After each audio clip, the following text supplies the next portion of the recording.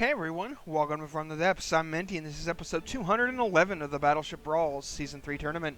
This episode, we've got the Pugilist by the Shadow Kick going up against the USS Legionaire by 219th Legion. And we've got an interesting matchup here, folks, because the Pugilist is on half a life, the Legionnaire is on 1 life, so whoever loses this is going home. They're getting retired and sent off to be voted for on the Hall of Beauty. So let's go ahead and get this underway and see who that's going to be.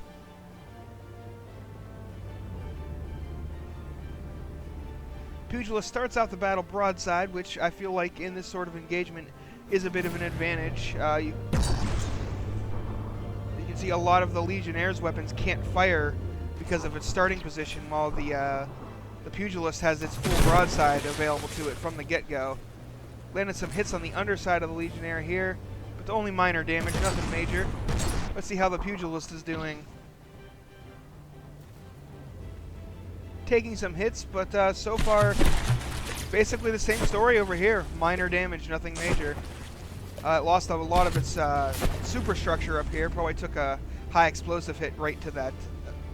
Oh, that was a perfect shot.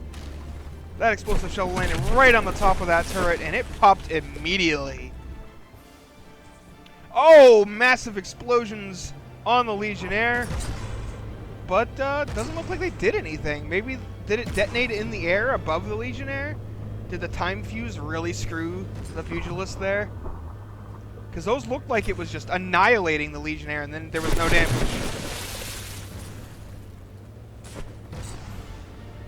Yeah, very little damage once again.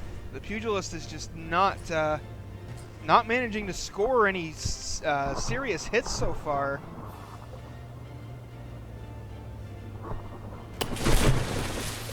Ooh, it did knock off a secondary with the timed explosion there. But that's not all that much. It is definitely behind right now. Taking some... Oh, that turret just took a hit.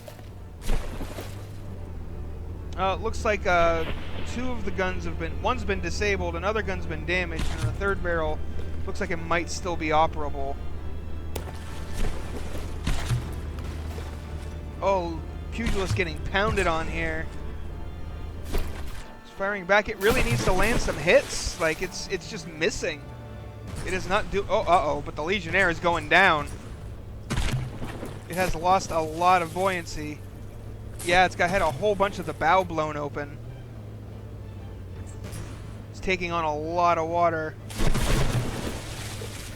Oh, and the bow takes an even bigger hit.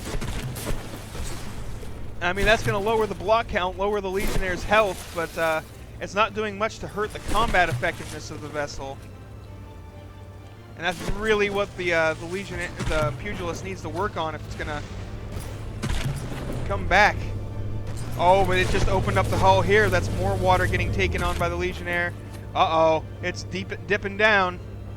It is getting disqualification time. It is officially sinking.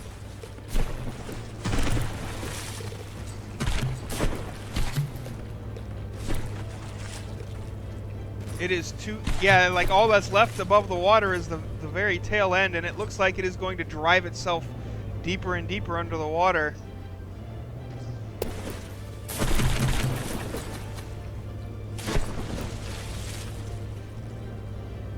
And yeah, that's you can't say that is not sinking. The entire ship is under the water.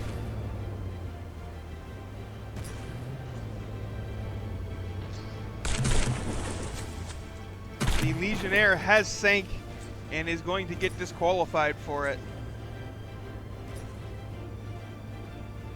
So I guess maybe the Pugilist's battle plan was actually a good one after all. I was sitting there criticizing it, and then suddenly what it was doing resulted in it, you know, winning. Kaboom. There it goes. That is it. The Pugilist is victorious, which means it gets to survive for a little bit longer and continue on. Though it is badly damaged after that fight, but it is definitely still alive. Still above 80%, not sinking enough to get any disqualification time, so it is the clear winner here. Thus, I will go ahead and do a quick cut, and we will take a look at the Legionnaire for Hall of Beauty voting.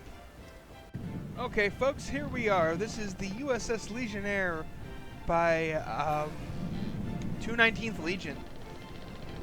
Yes, it seems to be painted in fleet colors, I believe, unless I'm... Let's spawn another one in on a different team here, just to make sure I'm not going crazy and that it actually... Yeah, it is. Okay. Whoop, and I spawned them on top of each other. Oh god, the chaos. Yeah, let's fix that. Anyway, so take the paint job here with a grain of salt because it's painted in fleet colors, which means it's in my colors, which may not look all that great. I mean, it's just a solid hunk of green. Got some silver down here, you know. So you know, take the paint job with a grain of salt. However, as far as the whole beauty gridding goings on, well, this is kind of cool how it's got the recessed thing for this propeller. This is kind of interesting, to say the least. These little shaft things have got a huge, heavy keel to keep it, probably keep it from flipping over. Is this alloy or is this metal? Or is it... It's metal. Okay. I'm not entirely sure why it needs that big of a keel.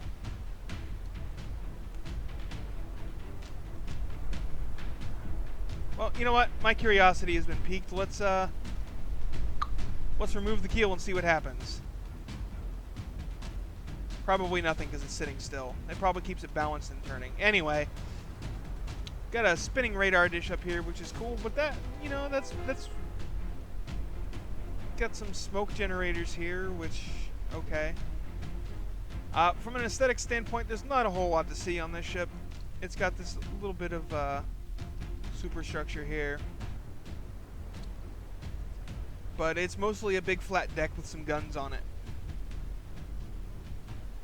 Like, what's the cost out of this? Like, you could have put like slope blocks in these spots or something, would have made it look a little less blocky.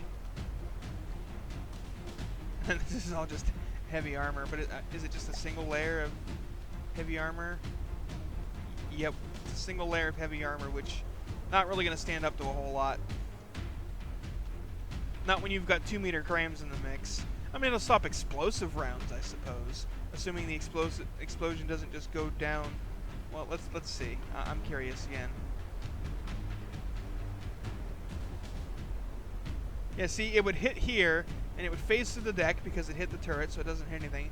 And then it would just go down in here and wreck the crap out of this unarmored part of the turret. Like if a shell hit right here, I'm trying to get a single block, but whatever. You know, if it hit right here, that explosion would be able to go down in here and then just do all sorts of nasty things to the gauge works and the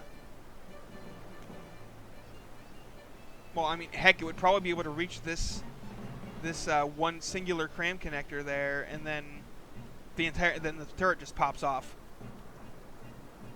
I wonder if that's in range. So it would be 1, 2, 3, 4, 5, 6, 7, 8.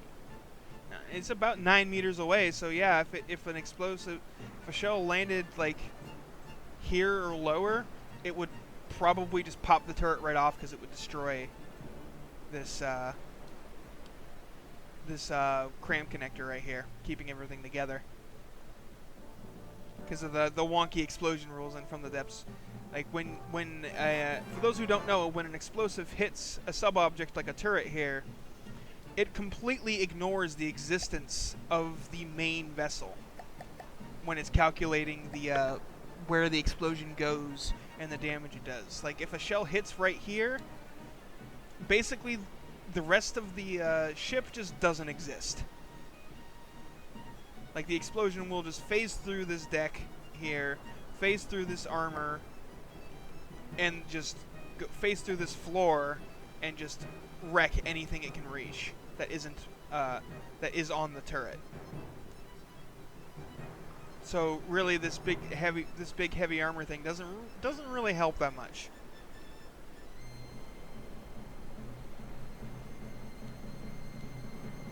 But anyway, I I've rambled on long enough about this thing. If you think it deserves a spot in the Hall of Beauty, go ahead and upvote the comment down below that says to upvote it.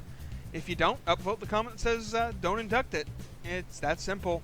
Same as it always been for the past like 6 months that this tournament has been running. Holy crap, it's been a long time. But we're getting close to the end now, folks. Thanks for watching. I hope you enjoyed, and I'll see you on the battlefield.